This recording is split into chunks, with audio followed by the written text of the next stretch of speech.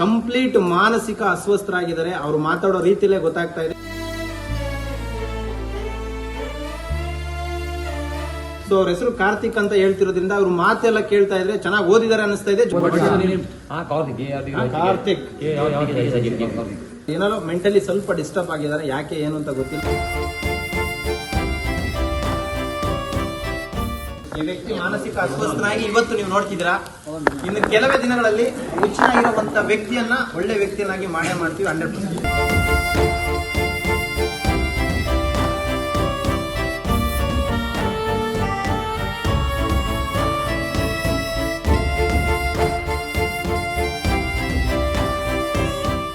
ನಾನು ನನ್ನ ಮನಸ್ಪೂರ್ವಕವಾಗಿ ಯಾವಾಗ್ಲೂ ಒಬ್ಬರಿಗೆ ಒಳ್ಳೇದನ್ನೇ ಬಯಸುತ್ತೆ. I mean it. ಸ್ನೇಹಿತರೆ ನಮಸ್ಕಾರ, ನಾನ್ ನಿಮ್ಮ ಪ್ರೀತಿಯ ಜನಸ್ನೇಹಿ ಯೋಗೇಶ್. ಇವ್ರ ಹೆಸರು ಬಂದ್ಬಿಟ್ಟು ಗುರು ಅಂತ ಹೇಳ್ತಾ ಇದ್ದಾರೆ. ಕಂಪ್ಲೀಟ್ ಮಾನಸಿಕ ಅಸ್ವಸ್ಥರಾಗಿದ್ದಾರೆ. ಅವ್ರು ಮಾತಾಡೋ ರೀತಿಯಲ್ಲೇ ಗೊತ್ತಾಗ್ತಾ ಇದೆ ಅವ್ರು ಯಾವ ರೀತಿ ವರ್ತಿಸ್ತಾ ಇದ್ದಾರೆ. ಮತ್ತೆ ನಮ್ಮ ಮಾತನ್ನ ಅವ್ರು ಕೇಳೋದಕ್ಕೆ ರೆಡಿ ಇಲ್ಲ, ಅವ್ರ ಮಾತನ್ನ ನಾವು ಕೇಳಿಸ್ಕೋಬೇಕು. ಸೊ ಅವ್ರ ಹೆಸರು ಕಾರ್ತಿಕ್ ಅಂತ ಹೇಳ್ತಿರೋದ್ರಿಂದ ಅವ್ರ ಮಾತೆಲ್ಲ ಕೇಳ್ತಾ ಇದ್ರೆ ಚೆನ್ನಾಗಿ ಓದಿದ್ದಾರೆ ಅನಿಸ್ತಾ ಇದೆ. ಜೊತೆಗೆ ಇವರು ತಮಿಳುನಾಡು ಮೂಲದವರು ಅಂತ ಪರ್ಫೆಕ್ಟ್ ಆಗಿ ಗೊತ್ತಾಗ್ತಾ ಇದೆ. ಸೊ ದಯಮಾಡಿ ಪ್ರತಿಯೊಬ್ರು ಕೂಡ ಈ ವಿಡಿಯೋನ ನೋಡುವಂತವ್ರು ಅನ್ಯತಾ ಭಾವಿಸದೆ ಈ ವಿಡಿಯೋನ ದಯವಿಟ್ಟು ಶೇರ್ ಮಾಡಿ. ಜೊತೆಗೆ ನಮ್ಮ ಜೀವನ್ ಅವರು ನನ್ನ ಆತ್ಮೀಯ ಸ್ನೇಹಿತರು, ಹಾಗೆ ನಮ್ಮ ಬ್ರದರು ಇಬ್ರು ಸೇರಿ ರೆಸ್ಕ್ಯೂ ಮಾಡಿ ಜನಸ್ನೇಹಿ ನಿರಾಶ್ರಿತರ ಆಶ್ರಮಕ್ಕೆ ಕರ್ಕೊಂಡು ಬಂದಿದ್ದಾರೆ. ಎಲ್ಲಿದ್ರು ಅಣ್ಣ ಇವರು? ಇವರು ಮಾಕ್ಲಿ ಹತ್ರ ಇದ್ರು, ಒಂದು ಟೀ ಅಂಗಡಿ ಹತ್ರ. ಅಲ್ಲಿ ರೋಡಲ್ಲಿ ಕಸಾಗಿ ಸಾಯ್ಕೊಂಡು ಗಾಡಿಗಳನ್ನೆಲ್ಲ ಹೊರಿಸ್ಕೊಂಡಿದ್ರು. ಆಶ್ರಮಕ್ಕೆ ಸೇರಿಸ್ತೀವಿ ಅಂತ ಅಂದ್ರೆ ಸರಿ ಇರ್ತೀನಿ ಕೊಟ್ಟರೆ ಅಂತ. ಅಂದ್ರೆ ಇವರು ನೋಡೋದಕ್ಕೆ ನಿಮ್ಗೆ ಹೇಗೆ ಅನಿಸ್ತಾ ಇದೆ? ಮಾನಸಿಕ ಅಸ್ವಸ್ಥರು ಅಂತ ಅನಿಸ್ತಾ ಇದೆ. ಬಿಹೇವಿಯರ್ ಎಲ್ಲ ಮೆಂಟಲಿ ಟೋಟಲ್ ಡಿಸ್ಟರ್ಬ್ ಅಂತ ಅನಿಸ್ತಿದೆ. ಓದಿರೋ ತರ ಇಂಗ್ಲಿಷ್ ಮಾತಾಡ್ತಾ ಇದ್ದಾರೆ, ತಮಿಳು ಮಾತಾಡ್ತಾರೆ, ಓದಿರೋ ಜೀವನ್ ತಾವೇನ್ ಹೇಳ್ತೀರಿ? ಮೆಂಟಲಿ ಪೇಷಂಟ್ ಇವರು. ಅದಕ್ಕೆ ಬರ್ತಿ ಆಶ್ರಮಕ್ಕೆ ಅಂತ ಹೇಳಿದೆ, ಬರ್ತೀನಿ ಅಂತಂದ್ರು. ಯಾಕೆ ಕರ್ಕೊಬರ್ಬೇಕಂತ ಅನಿಸ್ತು ತಮ್ಗೆ? ಅವ್ನು ನೋಡಕ್ಕಾಗ್ಲಿಲ್ಲ ನಂಗೆ ರೋಡಲ್ಲಿ, ಅದಕ್ಕೆ ಕರ್ಕೊಂಡ್ಬಂದೆ. ಸೊ ಇವರು ಇವಾಗ ತಮಿಳುನಾಡು ಮೂಲದವರು ಅಂತ ಚೆನ್ನಾಗಿ ಗೊತ್ತಾಗ್ತಾ ಇದೆ ಅಲ್ಲ. ಇವ್ರು ತಮಿಳು ಮಾತಾಡೋದು, ತಮಿಳು ಮಾತಾಡ್ತಾರೆ, ಇಂಗ್ಲಿಷ್ ಮಾತಾಡ್ತಾರೆ, ಕನ್ನಡ ಮಾತಾಡ್ತಾರೆ. ಕನ್ನಡ ಬರುತ್ತಾ? ಸ್ವಲ್ಪ ಗೊತ್ತು ಸಾಕು. ಕರ್ನಾಟಕದಲ್ಲಿ ಮಾನಸಿಕ ಅಸ್ವಸ್ಥರಾಗಿದ್ರು ಕನ್ನಡ ಗೊತ್ತು ಅಂತ ಹೇಳ್ತಾ ಇದ್ರಲ್ಲ, ಇದಕ್ಕಿಂತ ಮತ್ತು ಖುಷಿ ಪಡುವಂತ ವಿಚಾರ ಏನಿಲ್ಲ. ಚೆನ್ನಾಗಿರೋರೆ ಕನ್ನಡ ಬಂದ್ರು ಬರಲ್ಲ ಅಂತ ಹೇಳ್ಕೊತಾರೆ. ಅಂತಂದ್ರೆ ಮಾನಸಿಕ ಅಸ್ವಸ್ಥನಾಗಿರ್ತಕ್ಕಂಥ ವ್ಯಕ್ತಿಯ ಬಾಯಲ್ಲಿ ಹೇಳ್ತಿರೋದು ಕನ್ನಡ ಗೊತ್ತು ಅಂತ. ಇದನ್ನ ನಾವು ಅರ್ಥ ಮಾಡ್ಕೋಬೇಕು ಚೆನ್ನಾಗಿ. ಸೊ ಏನಾದ್ರು ಮೆಂಟಲಿ ಸ್ವಲ್ಪ ಡಿಸ್ಟರ್ಬ್ ಆಗಿದ್ದಾರೆ. ಯಾಕೆ ಏನು ಅಂತ ಗೊತ್ತಿಲ್ಲ. ಅವ್ರನ್ನ ನೋಡಿದ್ರೆ ಚೆನ್ನಾಗಿದ್ದಾರೆ ಅನ್ಸುತ್ತೆ, ಓದಿದ್ದಾರೆ ಅನ್ಸುತ್ತೆ. ಸೊ ದಯವಿಟ್ಟು ಯಾರೆಲ್ಲ ಈ ವಿಡಿಯೋ ನೋಡ್ತಾ ಇದ್ದೀರಾ, ದಯವಿಟ್ಟು ಈ ವಿಡಿಯೋನ ದಯವಿಟ್ಟು ಶೇರ್ ಮಾಡಿ. ಕಾರಣ ಏನಂತ ಹೇಳಿದ್ರೆ, ಈ ವಿಡಿಯೋ ಮಾಡ್ತಿರೋ ಉದ್ದೇಶ ಪ್ರಚಾರ ಅಂತ ಅನ್ಕೊಳಕ್ ಹೋಗ್ಬೇಡಿ. ಮಾನಸಿಕ ಅಸ್ವಸ್ಥನಾಗಿ 2 ಸೆಂಟ್ ಬಾಟಲ್ ಜೋಬಲ್ಲಿ ಇಟ್ಕೊಂಡು ಓಡಾಡ್ತಿದ್ದಾರೆ. ಸೊ ಯಾಕೆ ಏನು ಅಂತ ನನಗೂ ಸರಿಯಾಗಿ ಗೊತ್ತಿಲ್ಲ. ದಯವಿಟ್ಟು ಈ ವಿಡಿಯೋ ಶೇರ್ ಮಾಡಿದ್ರೆ, ತಮಿಳುನಾಡು ಮೂಲದವರಾಗಿರೋದ್ರಿಂದ ಅವ್ರ ಮನೆಯವ್ರು ಹುಡುಕ್ತಾ ಇರ್ಬೋದು, ಕಳೆದೋಗಿರ್ಬೋದು. ಸೊ ಹಾಗಾಗಿ ಈ ವಿಡಿಯೋ ಮತ್ತೆ ಅವ್ರ ಮನೆಗೆ ತಲುಪಿ ಅವ್ರು ಮತ್ತೆ ಮನೆಗೆ ಸೇರ್ಸೋದಕ್ಕೆ ತುಂಬಾ ಸಹಾಯ ಆಗುತ್ತೆ. ಜೀವನ್ ಅವರು ಅಷ್ಟು ಕಷ್ಟಪಟ್ಟು ಇಲ್ಲಿವರೆಗೂ ಪೊಲೀಸ್ ಲೆಟರ್ ಮಾಡಿಸಿದಿರ. ಸೊ ನೋಡಿ, ಮಾನವೀಯತೆ ಇನ್ನೂ ಸತ್ತಿಲ್ಲ ನಮ್ಮ ರಾಜ್ಯದಲ್ಲಿ, ಬದುಕಿದೆ ಅನ್ನೋದಕ್ಕೆ ಇದೊಂದೇ ಉದಾಹರಣೆ.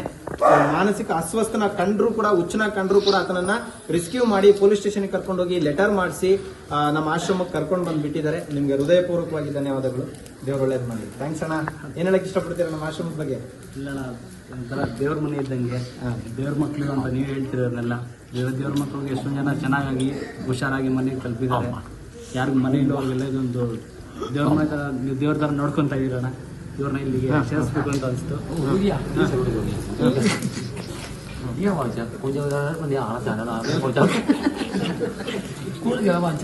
ನೀವೇನ್ ಹೇಳ್ತೀರಣ್ಣ ಜೀವನ? ಹೇಳಕ್ ಪದ ಇಲ್ಲ ಅಣ್ಣ.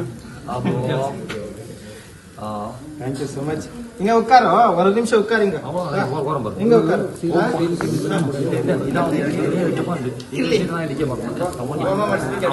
ಹಿಂಗವಾ ಹಿಂಗವಾ ಹಿಂಗವಾ ನನ್ನ ಫ್ರೆಂಡ್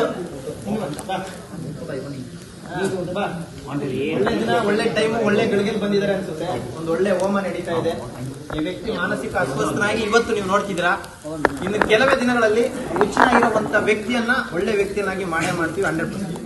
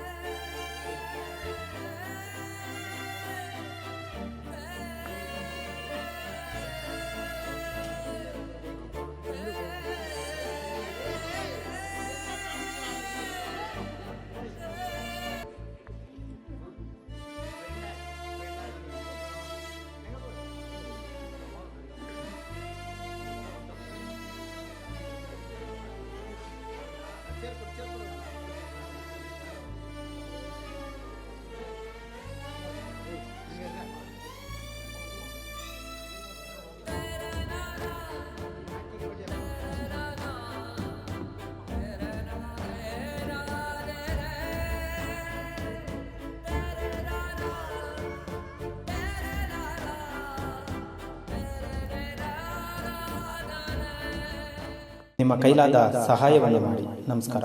ನಾನು ನನ್ನ ಮನಸ್ಪೂರ್ವಕವಾಗಿ ಯಾವಾಗಲೂ ಒಬ್ಬರಿಗೆ ಒಳ್ಳೆಯದನ್ನೇ ಬಯಸುತ್ತೆ. I mean it.